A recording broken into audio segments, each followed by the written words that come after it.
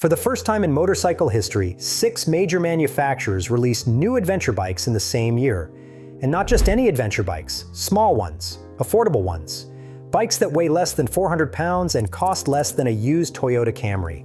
The BMW F450 GS, the Kawasaki KLE 500, the redesigned KTM 390 Adventure R, the Yamaha Tenere 700 World Raid, the Ducati Desert X V2, and the Royal Enfield Himalayan 450, all of them landing on dealer floors within months of each other, all of them targeting the same rider, and all of them betting on the same idea that smaller, lighter, and cheaper is the future of adventure motorcycling. That was early 2026. 5 years earlier, if you told a group of GS riders that a 420cc parallel twin from BMW would be the most anticipated adventure bike on Earth, they would have laughed you out of the parking lot. How does an entire motorcycle category go from punchline to the fastest growing segment in the industry? It starts with a problem, and that problem weighed about 600 pounds. For over a decade, the adventure motorcycle world had a dirty secret that everybody talked about but nobody wanted to fix. The bikes were getting bigger, heavier, more expensive, and further from the thing they were supposedly designed to do. The BMW R1250 GS weighed 549 pounds wet. The KTM 1290 Super Adventure cracked 500 pounds. The Ducati Multistrada V4S was pushing 530 pounds before you strapped on a single piece of luggage. These were motorcycles named after deserts and mountain passes, marketed with footage of riders blasting through Moroccan sand dunes, and then ridden almost exclusively on paved roads to brunch spots on Sunday morning. The motorcycle community had a name for these owners, Starbucks adventurers, and honestly, it made sense. If you drop a 550-pound motorcycle loaded with aluminum panniers on a gravel road 40 miles from the nearest town, you are having a genuinely bad day. Many riders simply never took their adventure bikes off pavement.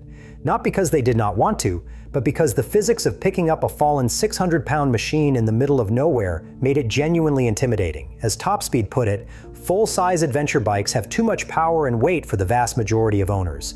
And should you drop one, loaded or not, you are not going to pick one up by yourself. That is not an opinion, that is physics. But here is the detail that everyone missed at the time. While the big adventure bikes were getting bigger, the data was telling a completely different story. According to the Motorcycle Industry Council, MIC, adventure bikes have grown 52% since 2019, making them the fastest growing segment in the United States. And nearly all of that growth is coming from smaller machines. The MIC reported that sub-600cc adventure bike units climbed 10% year over year in 2025, even as the overall US motorcycle market contracted 7.6% to roughly 507,000 total units. Traditional touring bikes dropped 13%, cruisers fell 6%. On-highway motorcycles have lost 15 points of market share since 2019. Meanwhile, off-highway capable motorcycles, including adventure bikes, dual sports, and trail machines, gained 8 points of share over that same window, including 2 points in 2025 alone. The MIC's own Director of Research and Statistics, Buckner Nessheim, confirmed the trend. Customers are moving towards smaller, affordable, versatile, and performance-focused models. A UK sales executive at a BMW and Royal Enfield dealership put it even more bluntly to Auto Trader. The way the market is going is 400 to 800cc. That is where it is at. Literally every day, someone comes in who is downsizing from something bigger. The riders were speaking with their wallets, and what they were saying was unmistakable. We want lighter, cheaper, and more capable, not heavier, pricier, and more powerful. The manufacturers finally listened. And in 2026, they responded with a wave of new metal that changes the entire landscape.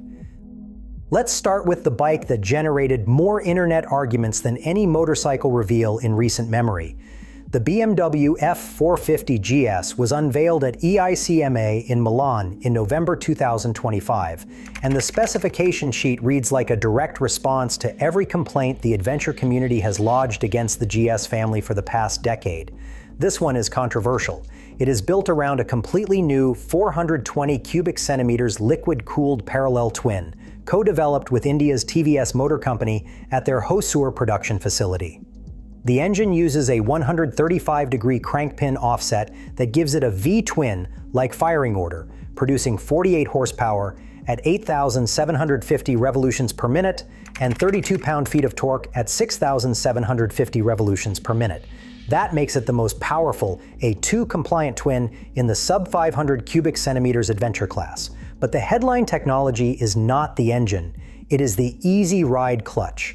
BMW calls it ERC, and it works differently from anything else on the market. The ERC is essentially an advanced centrifugal clutch. Think of a refined version of the recluse auto clutches that hardcore enduro racers have used for years. It is not an electronically controlled dual-clutch transmission like Honda's DCT. The clutch engages automatically as RPM rises and disengages at idle, so you can sit at a stoplight in gear without touching anything. Critically, it stays engaged during deceleration to preserve engine braking, which is absolutely essential for off-road control. And the manual clutch lever is fully retained, so you can override the system anytime you want. Paired with BMW's Shift Assistant Pro Quick Shifter, the whole package enables completely clutch-free riding from takeoff through every gear change. The ERC comes standard on the GS Trophy variant and is optional on other trims. Now this is where things get spicy in the forums. The automated clutch debate has split the motorcycle community right down the middle. Every single major manufacturer now has an automated clutch system either in production or development. BMW has ASA and ERC. Honda has DCT and E-clutch. KTM developed an AMT prototype. Yamaha has YAMT.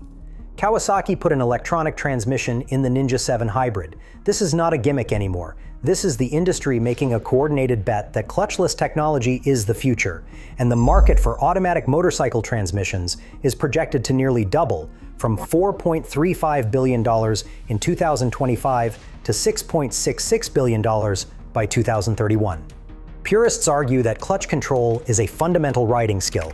One research firm framed it as removing the opportunity for riders to demonstrate mastery through perfectly executed shifts, rev-matched downshifts, and precise clutch modulation.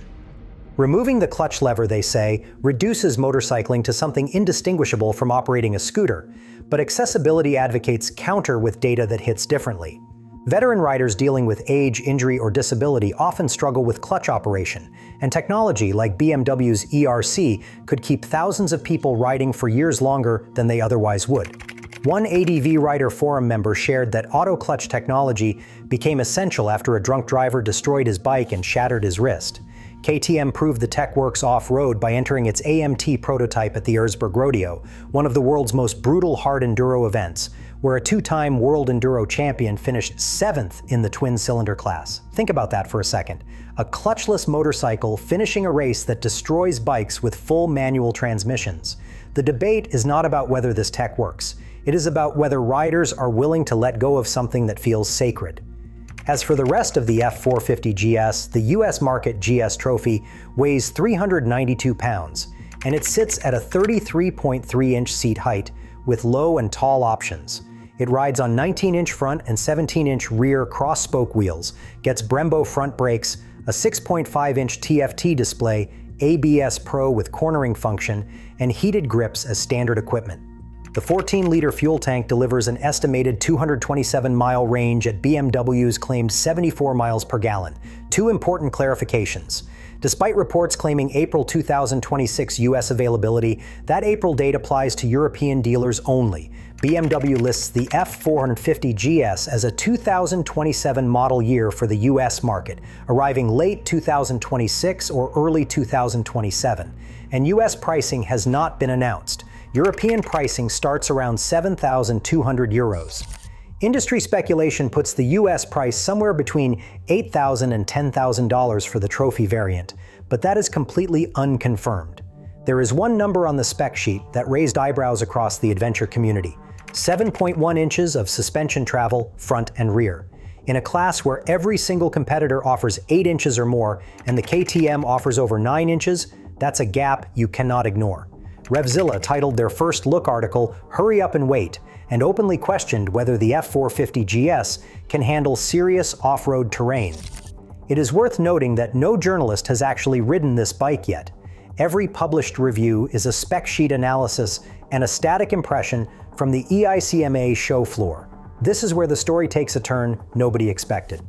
While BMW was dominating the headlines with technology and controversy, Kawasaki quietly dropped a bomb. That bomb cost $6,599. The Kawasaki KLE 500 revives a nameplate that disappeared in 2007, and it arrives with the most aggressive pricing in the adventure segment. The base KLE 500 with ABS is $6,599. The SE is $7,499.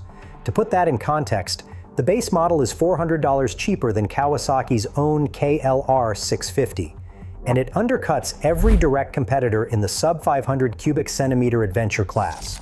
The 451 cubic centimeter parallel twin, shared with the Ninja 500 family but retuned for low-end adventure use, pushes out 51 horsepower at 10,000 revolutions per minute and 31.7 pound-feet of torque at 7,500 revolutions per minute. That is the most horsepower you can buy in a sub-$7,000 adventure bike, and it is not even close.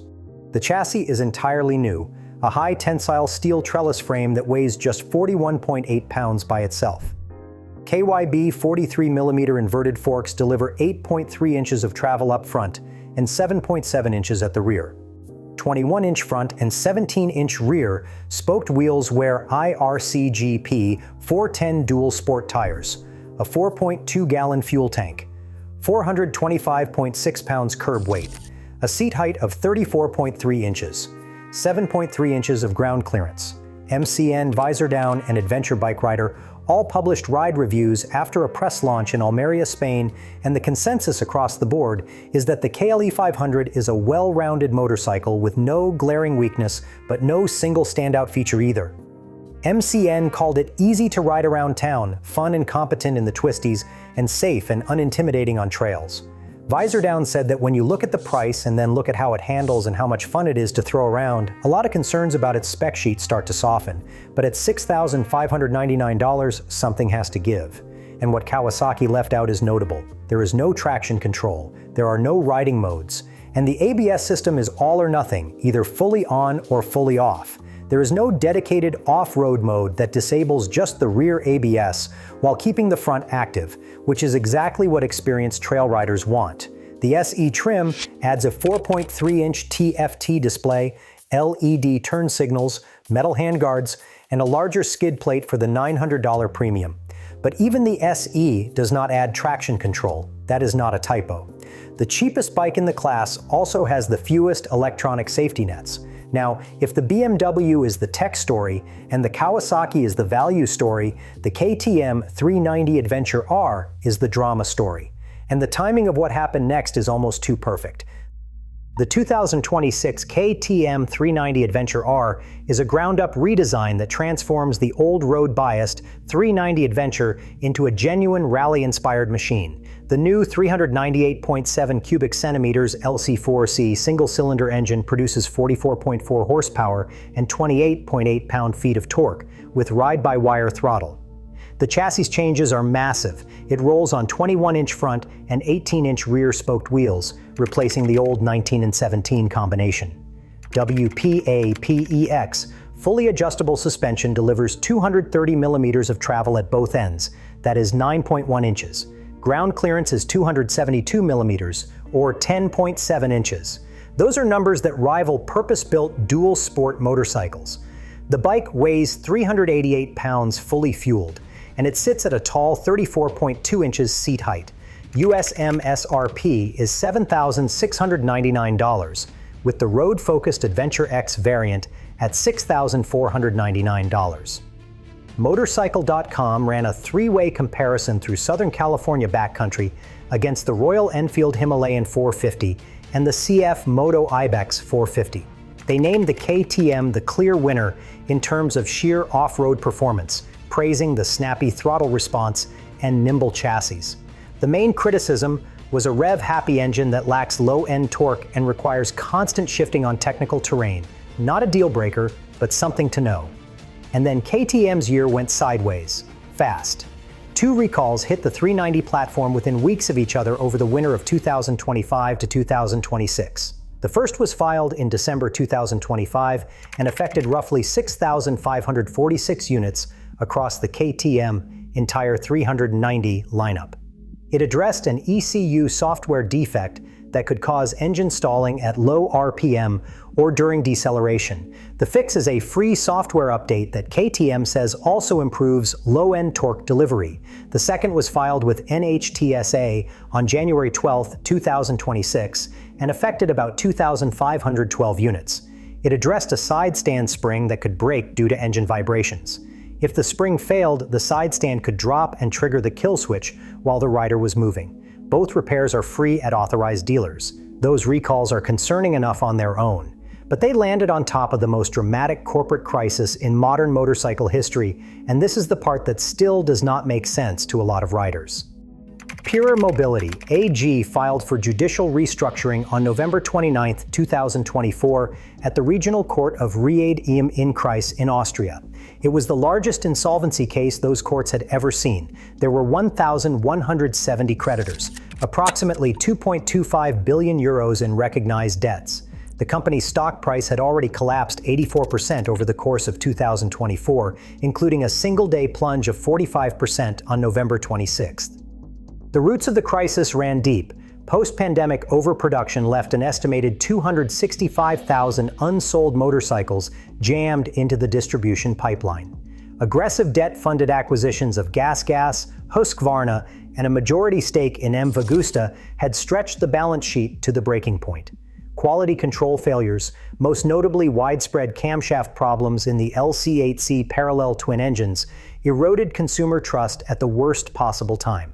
By mid-2024, first-half losses exceeded 172 million euros, and net debt had surged nearly 90%. Board member Hubert Trunkenpols publicly admitted that KTM had damaged its own brand through overproduction and quality problems.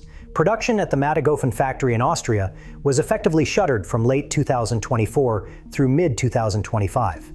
For nearly a full year, only about 4,200 motorcycles were assembled from leftover parts during a brief March restart. Multiple 2025 models were delayed into 2026, and the 1390 Super Duke GT got pushed all the way to 2027. The rescue came from Pune, India. Bajaj Auto had been a partner since 2007, holding a 49.9% stake in the holding company. In May 2025, Bajaj secured a 566 million euros unsecured loan from JP Morgan, DBS, and Citigroup, bringing total investment to approximately 800 million euros. That is about 905 million US dollars. Creditors agreed to accept just 30% of what they were owed, writing off roughly 1.3 billion euros in debt. By November 2025, Bajaj completed the acquisition of 100% of the renamed holding company, gaining 74.9% control of KTM. Stefan Pierer, the man who built KTM into a global brand, stepped down as chief executive officer and exited the board entirely. Pure Mobility AG was renamed Bajaj Mobility AG. To rebuild trust with nervous buyers, KTM announced a 4-year premium manufacturer's warranty covering all street-legal KTM motorcycles from model year 2025 onward. It is transferable to subsequent owners and remains valid as long as the bike is serviced at authorized dealers. Industry observers called it exactly what it looks like, a gesture designed to get people comfortable buying a bike from a brand that nearly ceased to exist.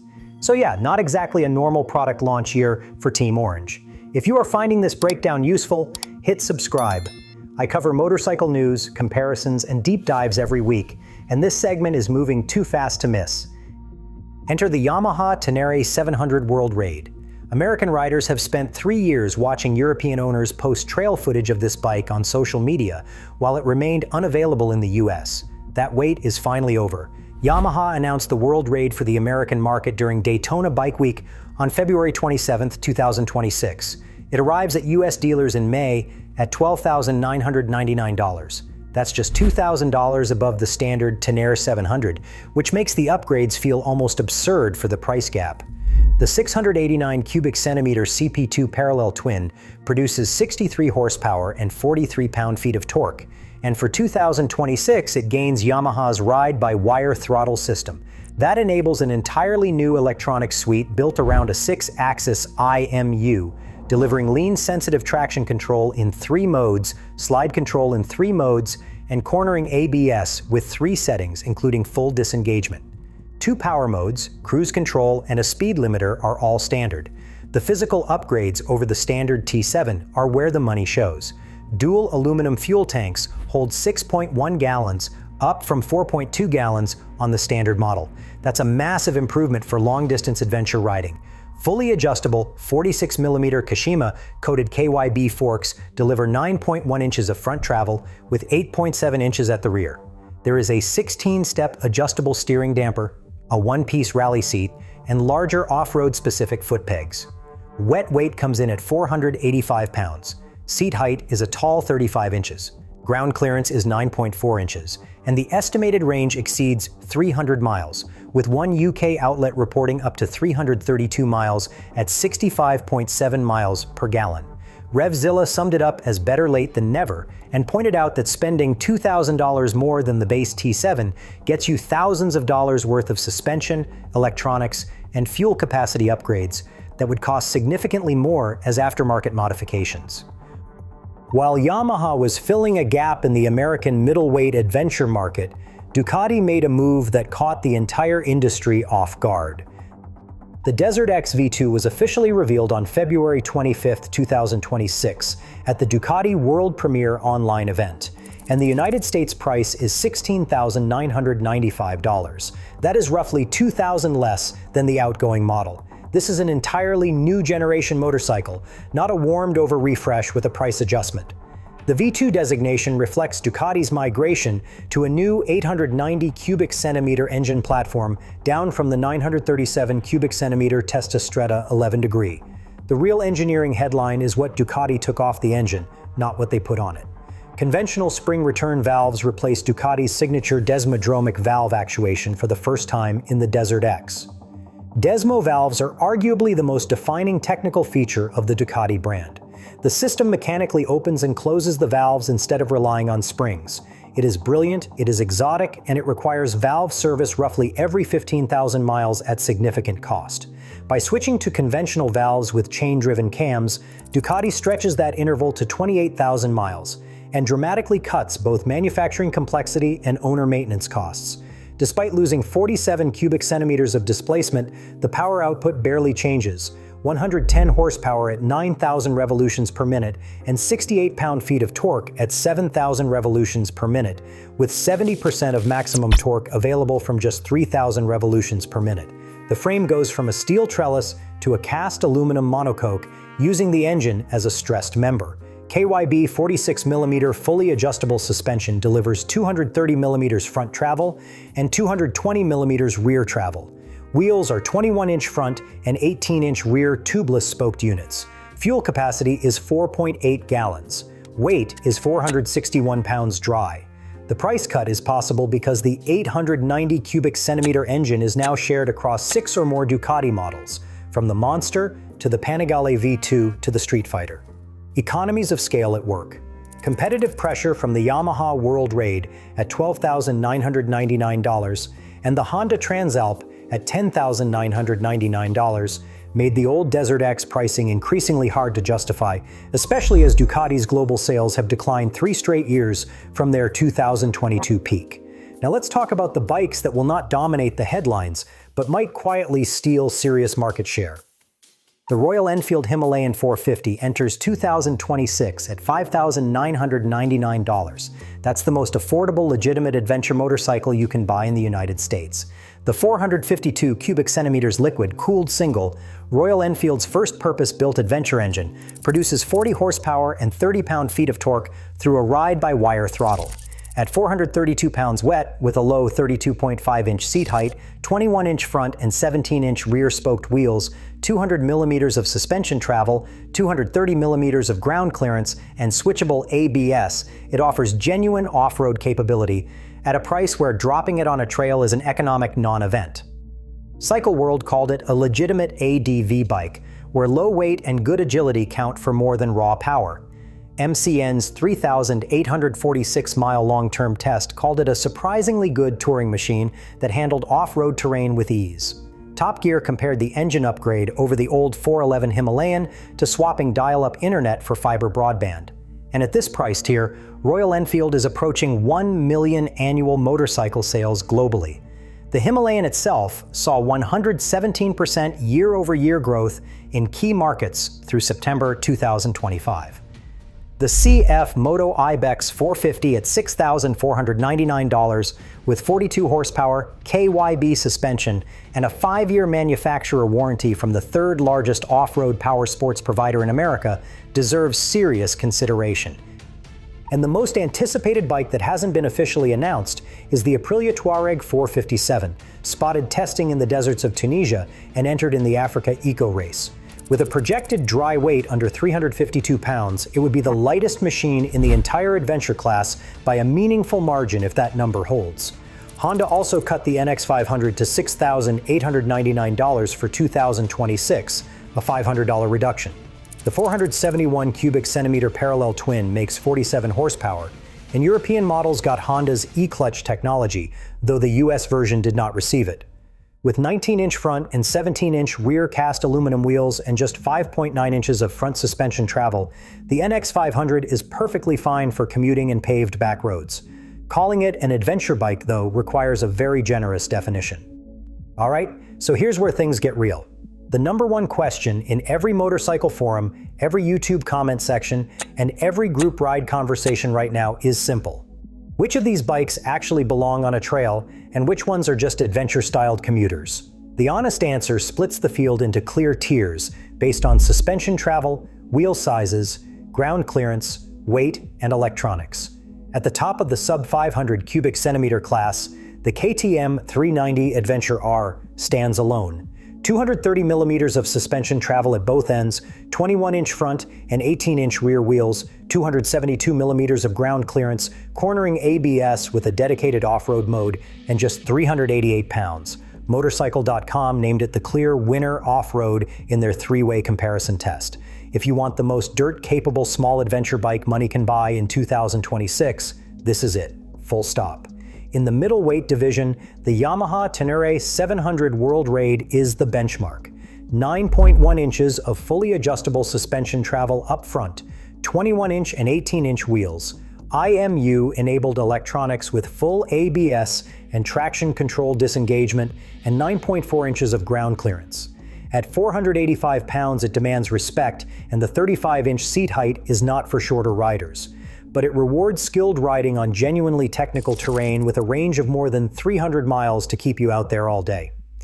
The Ducati Desert X, in both its original and V2 form, legitimately backs up the rally bike styling. Enduro 21 tested the outgoing rally variant in Morocco and reported it could handle fourth gear jumps to flat ground.